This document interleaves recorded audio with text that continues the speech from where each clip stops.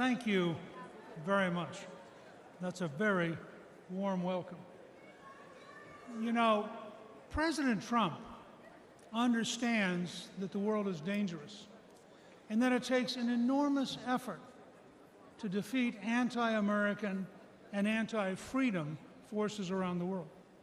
He also understands that when faced with multiple adversaries across the globe, the Reagan principle of peace through strength is the only road for safety for the America and the American people.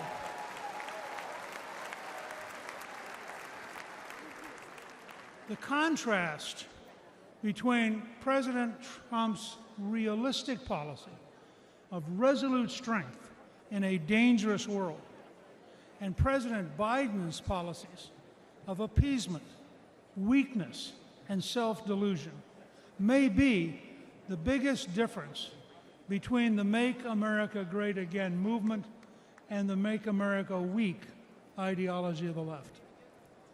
We have to remember that the greatest threat to American safety is not Biden's brain. The greatest threat is Biden's policies and the people he appoints to implement them.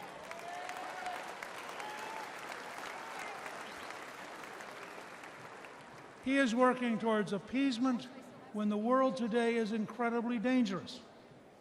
A growing coalition of dictatorships is actively trying to undermine American power and conquer America's allies. A religious dictatorship in Iran, which chants death to America, is on the verge of having nuclear weapons. Russia's dictator has unleashed the deadliest European war since World War II. Communist China continues to develop its military power while actively seeking to undermine America through espionage, fentanyl, and the infiltration of our companies and our universities. Faced with these clear and present dangers, President Biden has adopted failed policy after failed policy. Where President Trump orchestrated an orderly end to the Afghanistan war with no American killed in nearly 2 years.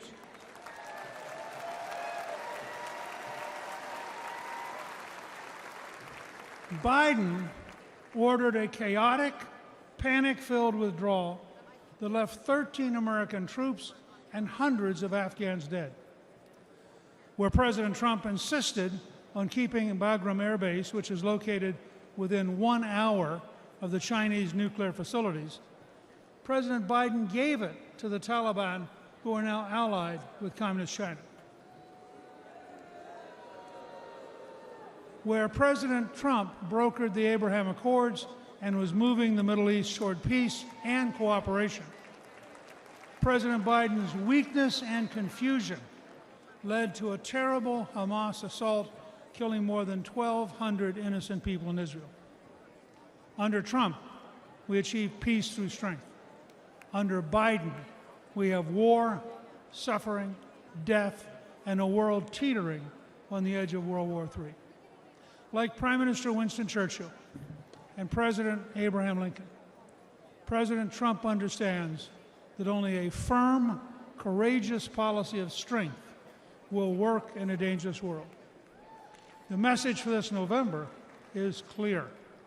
You can vote for weakness and war with Biden, or you can vote for strength and peace with President Trump.